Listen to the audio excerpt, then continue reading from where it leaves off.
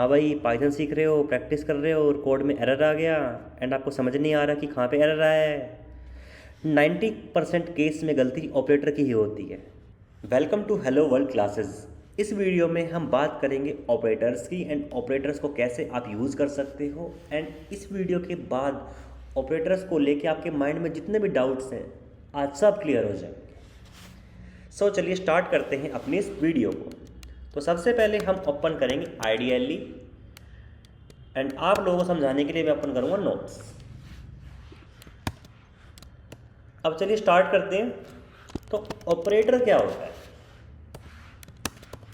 देखो जैसे हम एग्जांपल लेते हैं, मैंने यहाँ पे लिखा 1 प्लस में 5। अब देखो 1 और जो 5 है उसको बोलते हैं ऑपरेंड। तो ऑपरेंड का मतलब क्या है, जिन वैल्यू पे ऑपरेशन परफॉर्म हो रहा है उनको बोलते हैं ऑपरेंड। एंड जो ऑपरेशन परफॉर्म हो रहा है, क्या ऑपरेशन परफॉर्म हो रहा है, ये होता है ऑपरेटर। कि लाइक हमारी जो वैल्यू है ऑपरेंड है वो है 1 और 5, और जो ऑपरेटर क्या है प्लस, कि मतलब मैं इससे क्या कर रहा हूँ, एडिशन कर रहा हूँ।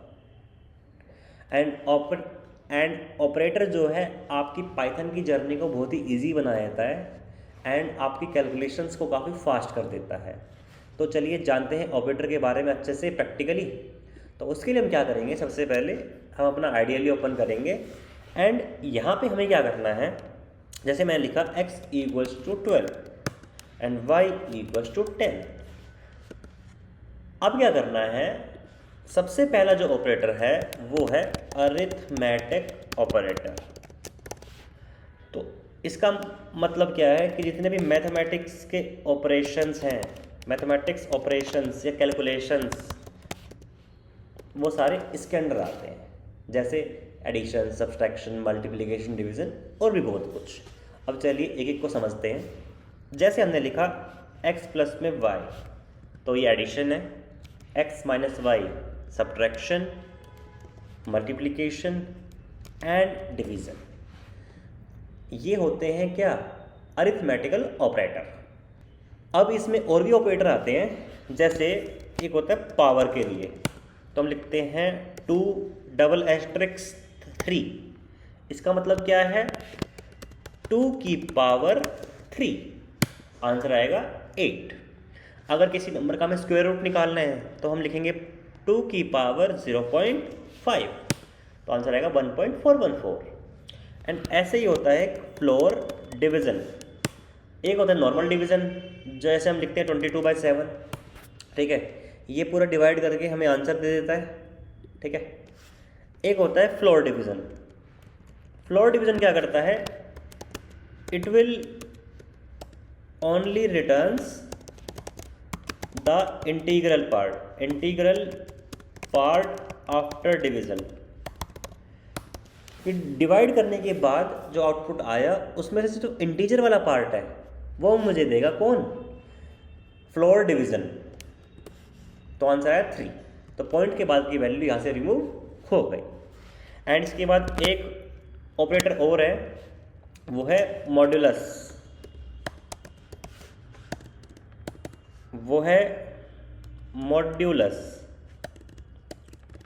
अब एक ऑपरेटर और है इसमें, वो है, अब इसमें एक ऑपरेटर और आता है। अब आप बताइए सबसे पहले इसको आप क्या बोलेंगे। दिखने में आपको परसेंटेज लग रहा है, बट इसको बोलते हैं हम मॉड्यूलस। एंड ये हमें क्या देता है, रिमाइंडर। मतलब मैंने लिखा 24 मॉड्यूलस 7, तो आंसर आएगा 3। अब ये कैसे आया, जैसे हमने 24 लिया एंड उसको 7 से डिवाइड कर दिया, ठीक है, तो 24 मॉड्यूलस 7, इसका मतलब क्या है कि हमने अपने नंबर को 7 से डिवाइड कर दिया एंड 7 3 जा 21। अब 4 में से 1 गया तो क्या बचा, 3। तो जो बचा वही क्या होता है, रिमाइंडर। तो ये थे हमारे अरिथमेटिकल ऑपरेटर। अब थोड़ा आगे की बात करते हैं। सेकंड नंबर पे जो आपके आएगा वो है असाइनमेंट ऑपरेटर, जिसका वैल्यू हम करते हैं असाइनमेंट करने के लिए। It is used to assign the value, value को असाइन करने के लिए हम यूज़ करते हैं इसका। कैसे? अब आगे आते हैं असाइनमेंट ऑपरेटर पे। जैसे मैंने लिखा x इक्वल टू 5, तो यहाँ पे इक्वल्स क्या है? असाइनमेंट ऑपरेटर, कि इसकी हेल्प से हम 5 को असाइन कर रहे हैं x में। तो इसमें सबसे पहला ऑपरेटर क्या है? Equals to. अब उसके बाद एक ऑपरेटर और आता है इसमें, प्लस इक्वल्स टू, प्लस। अब इसमें और भी इसके टाइप्स हैं। जैसे हमने लिखा प्लस इक्वल्स टू, इसका मतलब है x के अंदर जो भी वैल्यू है उसमें 3 का इंक्रीमेंट कर दो एंड वापस से x में स्टोर कर दो। तो इसकी हेल्प से हम प्लस करके फिर रीअसाइन कर रहे हैं। इसकी हेल्प से हम पहले प्लस कर रहे हैं, फिर जो आउटपुट आया फाइनल उसको वापस से हमने x में स्टोर कर दिया। तो ये भी एग्जांपल किसका है? असाइनमेंट ऑपरेटर का। तो आंसर कितना आएगा? x में पहले से 5 था, फिर 3 उसमें ऐड कर दो, 5 और 3 8, एंड आंसर आ गया 8। ऐसे ही माइनस इक्वल्स टू, अब x की वैल्यू 8 है, उसमें से 3 माइनस करके वापस से x में स्टोर कर दो, तो क्या आंसर आया? 5। ऐसे ही मल्टीप्लाई इक्वल्स टू, कि x में जो वैल्यू उसको 3 से मल्टीप्लाई करके वापस से x में स्टोर कर दो, ये देखो। फिर ऐसे डिवाइड इक्वल्स टू, ठीक है, तो x में था 15 को 5 से डिवाइड करके जो आउटपुट आया वापस से x में डाल दिया, तो यहाँ पे आ गया 3। एंड एक होता है परसेंटेज इक्वल्स टू, मतलब मॉडुलस इक्वल्स टू, मैंने कहा 3 को 3 से डिवाइड करो, जो रिमाइंडर आया वो वापस से इसमें स्टोर कर दो, तो यहाँ पे। तो ये सभी एग्जांपल्स होते हैं किसके? असाइनमेंट ऑपरेटर के। इनका यूज़ करके हम वैल्यूज़ को मैनिपुलेट करके वापस से असाइन कर देते हैं अपने वेरिएबल में, या फिर डायरेक्टली भी असाइन कर सकते हैं इसकी हेल्प से। अब इसके बाद थोड़ा सा आगे बढ़ते हैं। एक होता है वॉलरस ऑपरेटर, ये एक स्पेशल टाइप का ऑपरेटर है। तो असाइनमेंट ऑपरेटर कौन कौन से होते हैं हम ये कवर कर चुके हैं यहाँ पे। अब आगे क्या आता है? Walrus operator. अब इसमें क्या होता है? जैसे हमने लिया x इक्वल टू 12, अब मैं क्या करता हूँ? प्रिंट करता हूँ, देखना ध्यान से, x कॉलन इक्वल्स टू, मैं लिखा 10, अब प्रिंट कर दिया। ये एक स्पेशल टाइप का ऑपरेटर है। अब इसने क्या किया? x की वैल्यू पहले 12 थी, ठीक है, एंड हमने प्रिंट स्टेटमेंट के अंदर ही असाइनमेंट भी कर दिया, एंड उसके बाद असाइनमेंट होने के बाद जो आउटपुट आया उसमें देख सकते हैं कि x में 10 स्टोर हो चुका है। तो वॉलरस ऑपरेटर की हेल्प से आप एक साथ वैल्यू को प्रिंट भी कर सकते हैं एंड उसमें एक नई वैल्यू आप रीअसाइन भी कर सकते हैं दोबारा से। तो वॉलरस ऑपरेटर की हेल्प से आप अपने वेरिएबल में वैल्यू को असाइन भी कर सकते हैं, उसी टाइम पे उसको प्रिंट भी करा सकते हैं। तो दोनों काम एक साथ कर देता है कौन? Walrus operator. अब चलिए आगे बढ़ते हैं। फिर आता है आपका रिलेशनल ऑपरेटर। रिलेशनल ऑपरेटर, अब इसमें क्या होता है? ठीक है, जैसे एग्जांपल इसके greater than, less than, greater equals to, less than equals to, not equals to and equals to. ठीक है, जैसे x की वैल्यू ली मैंने 12, y हमने लिया 10, मैं चेक कर रहा हूँ x ग्रेटर देन y, क्या x y से ग्रेटर है? तो आंसर आएगा ट्रू है। ऐसे ही क्या है? x double equals to y, इसका मतलब क्या है? इक्वल्स टू, क्या x और y इक्वल हैं? फॉल्स नहीं है, ठीक है। And x not equals to y लिखूँगा तो आंसर क्या आएगा हमारा? ट्रू। तो ये होते हैं क्या? रिलेशनल ऑपरेटर, या फिर इनको बोलते हैं हम कंपैरिजन ऑपरेटर। इनकी हेल्प से हम कंपैरिजन कर सकते हैं वैल्यूज़ के बीच। एंड इसका यूज़ आपको अच्छे से तब समझ में आएगा जब हम बात करेंगे कंडीशनल स्टेटमेंट्स की, वहाँ हम इसके बारे में और अच्छे से पढ़ेंगे। अब नेक्स्ट आता है आपका लॉजिकल ऑपरेटर। अब लॉजिकल ऑपरेटर में आते हैं हमारे एंड, और एंड नॉट। अब इसमें हम क्या करेंगे, देखो एंड का मतलब होता है if all conditions are true then I will return true. इसका मतलब दो कंडीशन लगा दी मैंने, एक्स और वाई है, साथ में जेड भी ले लिया मैंने 20। मैंने लगा दी X is greater than Y and Y is greater than Z, ऐसा कर दिया। एंड का मतलब है क्या, यहाँ पे देखो एक्स वाई से ग्रेटर होना चाहिए एंड वाई जेड से ग्रेटर होना चाहिए। अगर ये कंडीशन भी ट्रू होगी एंड ये भी ट्रू होगी, तभी हमें बदले में आंसर क्या मिलेगा, ट्रू। अदरवाइज क्या मिलेगा, फॉल्स। तो ये होता है एंड। अब देखो यहाँ पे क्या है, क्या एक्स वाई से बड़ा है, हाँ, जो 12 है वो 10 से तो ग्रेटर है, तो इसका तो आ गया ट्रू। बट क्या वाई जेड से बड़ा है तो 10 20 से ग्रेटर है, नहीं, इसका आ गया फॉल्स। तो आंसर क्या आएगा, फॉल्स। तो ये होता है लॉजिकल ऑपरेटर, फॉल्स। अगर यही लिखता मैं और में आता, देखो क्या आता, और क्या बोलता है कि अगर कोई भी एक कंडीशन ट्रू है then I will return true, if only at least one condition is true then I will return true.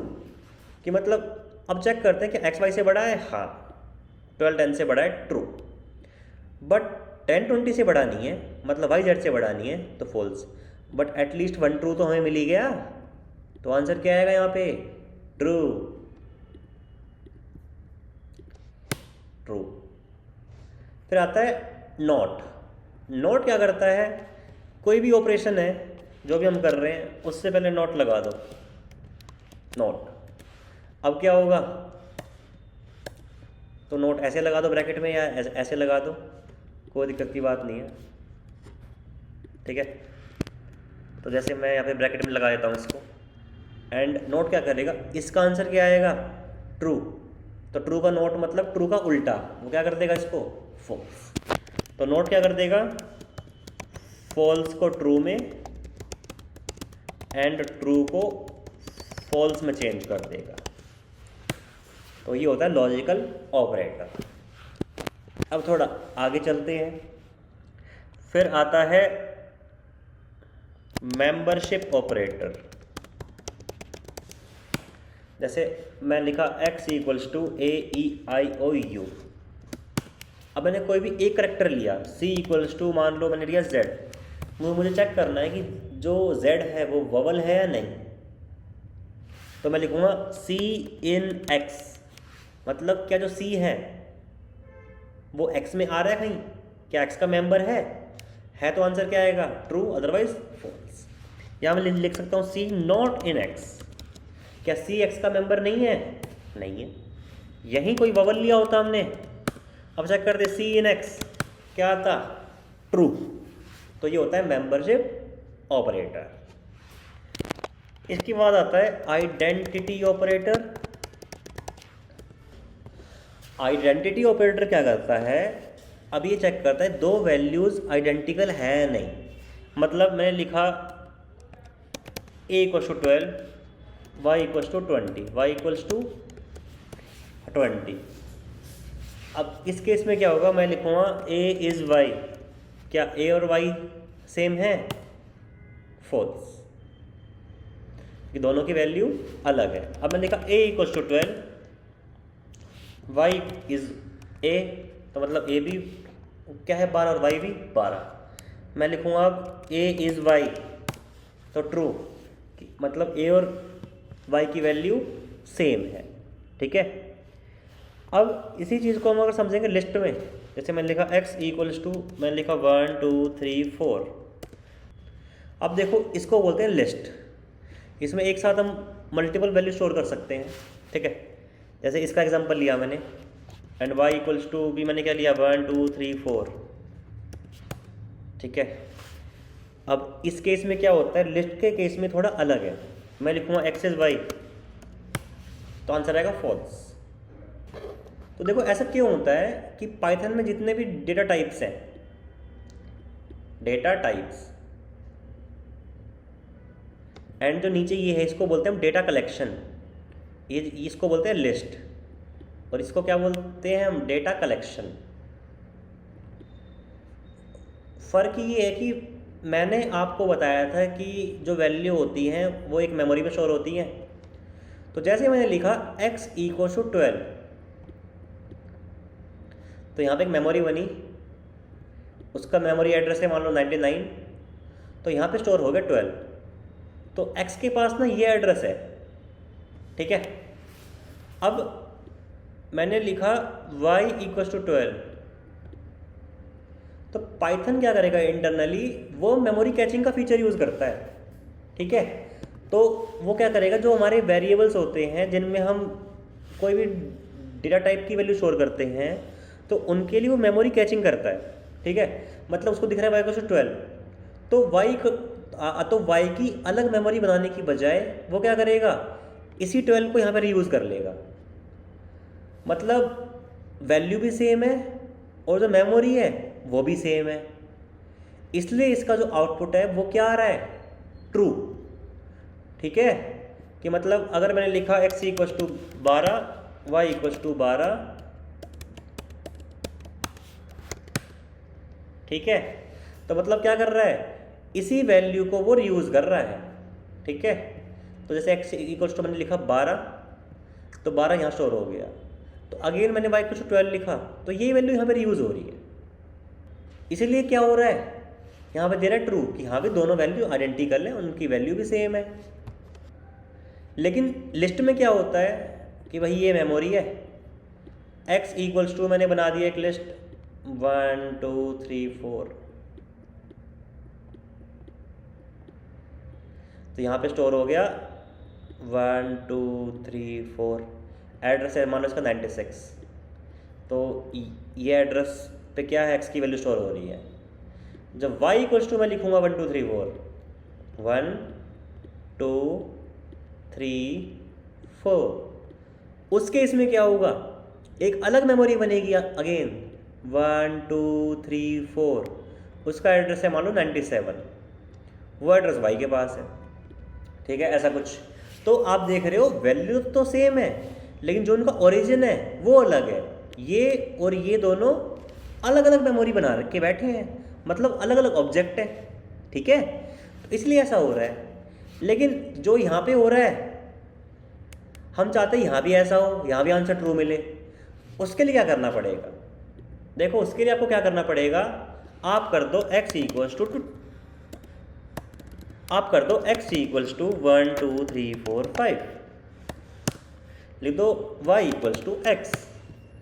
इससे आपने क्या किया, मेमोरी थी, ठीक है, मेमोरी एलोकेशन हुआ, वहाँ पे 1 2 3 4 5 स्टोर हो गया, एंड उसका एड्रेस था मान लो 99, तो जो x है इस एड्रेस पे वैल्यू को स्टोर कर रहा है, हो गया। जब आपने लिखा y = x, अभी मेमोरी को रीयूज़ करेगा कि x की जो वैल्यू थी, ठीक है, इसी एड्रेस से उठा के यहाँ पे मैं डाल दूंगा। मतलब x और y दोनों सेम मेमोरी को अब शेयर आपस में कर रहे हैं, ठीक है।